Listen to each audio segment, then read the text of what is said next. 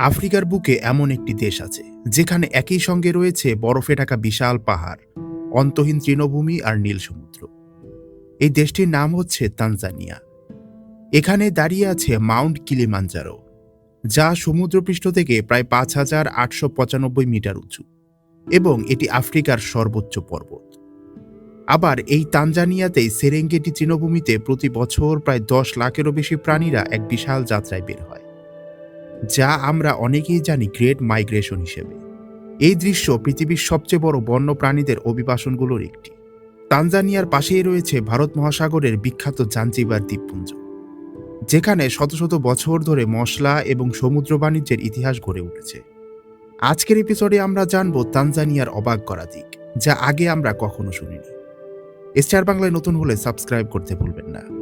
Africa মহাদেশের পূর্ব দিকে ভারত মহাসাগরের তীরে অবস্থিত এই তানজানিয়া। দেশটির পূর্ব দিকে রয়েছে বিশাল ভারত মহাসাগর, আর স্থলভাগের দিকে এক সীমান্তে রয়েছে কেনিয়া, উগান্ডা, রুয়ান্ডা, বুরুন্ডি, গণতান্ত্রিক কঙ্গো প্রজাতন্ত্র। এছাড়াও জাম্বিয়া এবং মোজাম্বিকের সঙ্গেও এর সীমান্ত রয়েছে। তানজানিয়ার আয়তন প্রায় 9,45,000 বর্গ কিলোমিটার, অর্থাৎ দেশটি বাংলাদেশের তুলনায় প্রায় 6 গুণ বড়। তবে তানজানিয়াকে শুধু মূল ভূখণ্ড দিয়ে চিনলে দেশটিকে পুরোপুরি বোঝা যাবে না, কারণ এর অংশ হিসাবে রয়েছে ভারত মহাসাগরের বেশ কিছু দ্বীপ। এর মধ্যে সবচেয়ে বিখ্যাত হচ্ছে জাঞ্জিবার। তানজানিয়ার রাজধানীর নাম হচ্ছে দোমামা, তবে দেশটির সবচেয়ে বড় এবং গুরুত্বপূর্ণ বাণিজ্যিক কেন্দ্রের নাম হচ্ছে দারুস-সালাম। তানজানিয়ার ভূপ্রকৃতি অত্যন্ত বৈচিত্র্যময়। কোথাও রয়েছে বিস্তীর্ণ ঘাসের মাঠ, কোথাও পাহাড়, কোথাও বন, আবার কোথাও রয়েছে শুকনো মরুভূমির মতো অঞ্চল। দেশটির উত্তর দিকে রয়েছে বিখ্যাত মাউন্ট কিলিমাঞ্জারো। এর সর্বোচ্চ চূড়ার উচ্চতা প্রায় 5,895 মিটার। এটি আফ্রিকার সর্বোচ্চ পর্বত।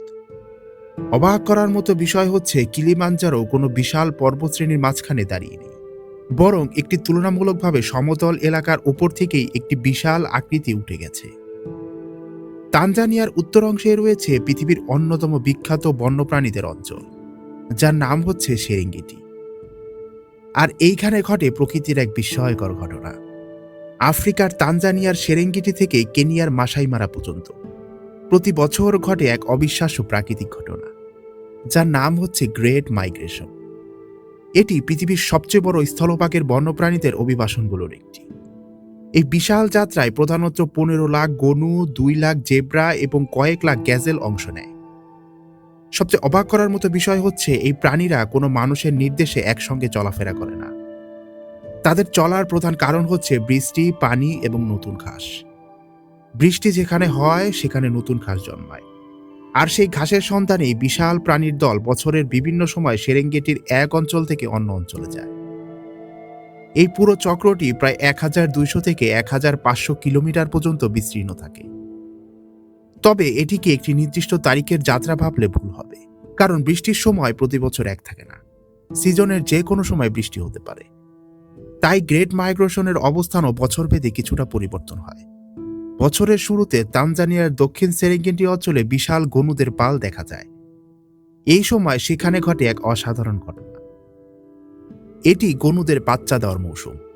মাত্র কয়েক সপ্তাহের মধ্যেই তারা প্রায় 4 লাখের কাছাকাছি গনু বাচ্চা জন্ম দিতে পারে। অর্থাৎ প্রতিদিন গড়ে প্রায় হাজার হাজার নতুন বাছুর পৃথিবীতে আসছে। এটি প্রকৃতির এক বিশাল জন্ম উৎসবের মতো। কিন্তু এখানেই শুরু হয় বেঁচে থাকার এক কঠিন লড়াই।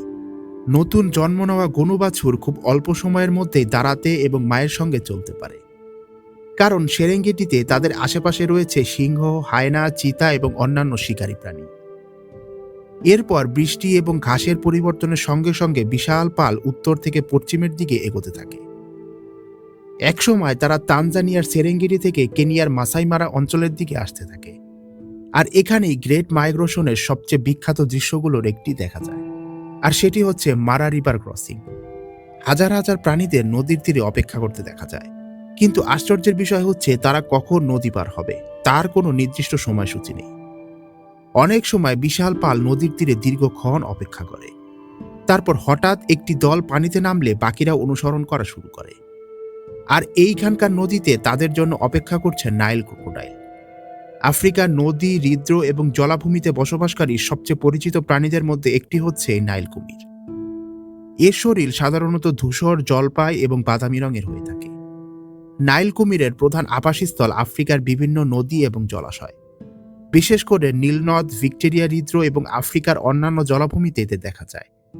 এরা পানিতে অনেক সময় স্থির থাকে এবং শুধু চোখ ও নাকের কিছু অংশ পানির উপরে রেখে চারপাশে পর্যবেক্ষণ করে। একটি পূর্ণবয়স্ক নাইল কুমির সাধারণত 3 থেকে 5 মিটার পর্যন্ত লম্বা হয়। নাইল কুমিরের কামড়ের শক্তি প্রায় 3000 PSI। এত শক্তিশালী কামড়ের মূল কারণ হচ্ছে তাদের বিশাল চোয়াল এবং শক্তিশালী পেশি। তাই বলাই যায় এই নীল কুমির একবার আক্রমণ করলে এর হাত থেকে বেঁচে ফেরা প্রায় অসম্ভব। যারা এই কঠিন চ্যালেঞ্জের মুখোমুখি হয়ে নদী পার হয়ে অন্য স্থানে পৌঁছাতে পারে, তারা কেনিয়ার নতুন ঘাসের সন্ধান পায় এবং কেনিয়ার বিভিন্ন মাঠে ছড়িয়ে পড়ে। এইভাবে তারা সেইখানে কিছু মাস থাকে। এরপর বৃষ্টি এবং ঘাসের পরিবর্তন হলে তারা আবার তানজানিয়ার দিকে ফিরে আসে। আর সেই নদী পার, নতুন বৃষ্টি, নতুন ঘাস, নতুন বাচ্চার জন্ম এবং আবার সেই নতুন যাত্রা। এই চক্রই ঘুরে ফিরে প্রতি বছর হয়। আসলে আমাদের পৃথিবীতে কতই না বৈচিত্র্যময় জিনিস ঘটছে, যা আমরা কল্পনাও করতে পারবো না। আফ্রিকার তানজানিয়া শুধু সাফারি, জঙ্গল আর বন্যপ্রাণীদের জন্যই বিখ্যাত নয়। এই দেশকে ঘিরে রয়েছে এমন কিছু তথ্য যা অনেকের কাছেই অবিশ্বাস্য বলে মনে হয়। তানজানিয়ার উত্তর অঞ্চলে প্রায় 36 লাখ বছর পুরনো মানুষের পায়ের ছাপ পাওয়া গেছে। তানজানিয়ার আরেকটি বিষয় হচ্ছে এর ভাষার বৈচিত্র্য, যার বড় অংশ বান্টু ভাষাগোষ্ঠীদের অন্তর্ভুক্ত। তবে দেশটির জাতীয় ভাষা হচ্ছে সোয়াহিলি। শিক্ষা ও সরকারি কাজে ইংরেজিও গুরুত্বপূর্ণ।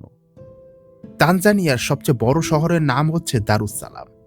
একসময় এটি ছিল ছোট একটি মাছ ধরার গ্রাম, কিন্তু সময়ের সঙ্গে এটি বিশাল শহর এবং গুরুত্বপূর্ণ বন্দরনগরীতে পরিণত হয়েছে। তানজানিয়ার ধর্মীয় বৈচিত্র্য বেশ উল্লেখযোগ্য। মুসলিম, খ্রিস্টান, হিন্দু এবং বিভিন্ন ধর্মীয় সম্প্রদায়ের মানুষ দীর্ঘদিন ধরে পাশাপাশি অবস্থান করছে এই দেশে। তানজানিয়ার জাঞ্জিবারে ইসলাম বিশেষভাবে প্রভাবশালী হলেও বিভিন্ন অঞ্চলে ধর্মীয় সংস্কৃতি বৈচিত্র্য দেখা যায়। তানজানিয়ার একটি অদ্ভুত সাংস্কৃতিক বিষয় হচ্ছে এর প্রচলিত সময় গণনা। সোয়াহিলি সংস্কৃতিতে সূর্যোদয়কে দিনের শুরু হিসেবে ধরা হয়। তাই স্থানীয় প্রচলিত সময়ের হিসাবে সকাল 7টা বলতে অনেক সময় আমাদের প্রচলিত হিসাবের 1টা বোঝানো হয়। তবে সরকারি ও আন্তর্জাতিক কাজে সাধারণত ঘড়ির ব্যবহারই সবচেয়ে বেশি হয়। দেশটির সবচেয়ে বিখ্যাত প্রাকৃতিক বিস্ময়গুলোর একটির নাম হচ্ছে মাউন্ট কিলিমাঞ্জারো। কিলিমাঞ্জারো নিয়ে আরও একটি মজার ঘটনা রয়েছে। একজন পিজা ডেলিভারি কর্মী কিলিমাঞ্জারোর চূড়ায় পিজা পৌঁছে দেওয়ার বিশ্ব রেকর্ড তৈরি করেছিলেন। কয়েকদিনের দীর্ঘ যাত্রার পর এত উঁচু জায়গায় পিজা পৌঁছে দেওয়া নিঃসন্দেহে ছিল একটি অস্বাভাবিক অভিযান। তানজানিয়ার মানুষের জীবনযাপন আফ্রিকার অনেক দেশের তুলনায় বেশ বৈচিত্র্যময়। দেশটির শহর ও গ্রামের মানুষের জীবনযাত্রার মধ্যে বেশ বড় পার্থক্য দেখা যায়। তানজানিয়ার মোট জনসংখ্যা প্রায় 65 থেকে 70 মিলিয়নের কাছাকাছি। এর একটি বড় অংশ গ্রাম অঞ্চলে বসবাস করে এবং এরা কৃষির উপর নির্ভরশীল। তানজানিয়ার মানুষের মাথাপিছু আয় সম্পর্কে বলতে গেলে বিশ্বব্যাংকের সাম্প্রতিক তথ্য অনুযায়ী দেশটির মাথাপিছু জিডিপি প্রায় $1,200 কাছাকাছি। তবে মাথাপিছু জিডিপি মানে প্রত্যেক মানুষ বছরে ঠিক কত টাকা আয় করে এমনটা নয়। আসলে একজন মানুষের আয় তার পেশা, বসবাসের জায়গা এবং শিক্ষার উপরই সবকিছু নির্ভর করে। শহর অঞ্চলে মানুষের আয় সাধারণত গ্রামের তুলনায় বেশি। তানজানিয়ার অর্থনীতিতে কৃষির ভূমিকা অত্যন্ত গুরুত্বপূর্ণ। দেশটির বিপুল সংখ্যক মানুষ সরাসরি এবং পরোক্ষভাবে কৃষির সঙ্গে যুক্ত। গ্রামাঞ্চলে ভুট্টা, ধান, কাসাভা, কলা, মটরশুঁটি এবং বিভিন্ন ধরনের শস্য চাষ করা হয়। এছাড়াও কফি, চা, তুলা, কাজু বাদাম এবং তামাকের মতো অর্থকারী ফসলও এখানে উৎপাদন করা হয়। কাজু বাদাম তানজানিয়ার গুরুত্বপূর্ণ কৃষি পণ্যের একটি। এর পাশাপাশি জাঞ্জিবার শহর লবঙ্গ এবং বিভিন্ন মশলার জন্য বিখ্যাত। তানজানিয়ার অনেক পরিবার নিজেদের জমিতে ফসল উৎপাদন করে এবং পরিবারের প্রয়োজন মেটানোর জন্য পাশাপাশি বাজারেও বিক্রি করে। গবাদি পশু অনেক মানুষের জীবনের গুরুত্বপূর্ণ অংশ। বিশেষ করে মাসাই সহ বিভিন্ন জনগোষ্ঠীদের কাছে গরু শুধু খাবার বা সম্পত্তি নয়, বরং সামাজিক এবং সাংস্কৃতিক জীবনের গুরুত্বপূর্ণ অংশ। তানজানিয়ার আরেকটি বড় পেশা হচ্ছে মাছ ধরা। দেশটিতে বিশাল নদী, জলাশয় এবং ভারত মহাসাগরের উপকূলীয় অঞ্চলকে কেন্দ্র করে হাজার হাজার মানুষ তাদের পেশা হিসেবে এই মাছকে বেছে নিয়েছে। বিশেষ করে লেক ভিক্টোরিয়া, লেক টাঙ্গানিয়া এবং উপকূলীয় এলাকায় মাছ মানুষের খাদ্য এবং আয়ের গুরুত্বপূর্ণ উৎস। শিক্ষার ক্ষেত্রেও তানজানিয়া গত কয়েক দশকে বড় পরিবর্তন এনেছে। দেশে প্রাথমিক শিক্ষা ব্যাপকভাবে ছড়িয়ে পড়েছে। তানজানিয়ার প্রাপ্তবয়স্ক সাক্ষরতার হার আনুমানিক ৮০%-রও বেশি, অর্থাৎ প্রতি ১০০ জন প্রাপ্তবয়স্ক মানুষের মধ্যে ৮০ জনেরও বেশি লিখতে এবং পড়তে পারে। সব মিলিয়ে তানজানিয়াতে মানুষের জীবন একদিকে যেমন কৃষি, গবাদি পশু, মাছ ধরা ও ঐতিহ্যবাহী সংস্কৃতির সঙ্গে সংযুক্ত, অন্যদিকে শহরগুলোতে আধুনিক শিক্ষা, ব্যবসা, প্রযুক্তি এবং পর্যটক ভিত্তিক নতুন কর্মসংস্থানও তৈরি হচ্ছে। আজকের ভিডিওটি আপনার কাছে ইনফরমেটিভ লাগলে অবশ্যই এসটিআর বাংলাকে সাবস্ক্রাইব করে রাখুন। দেখা হচ্ছে এসটিআর বাংলার নতুন এপিসোডে।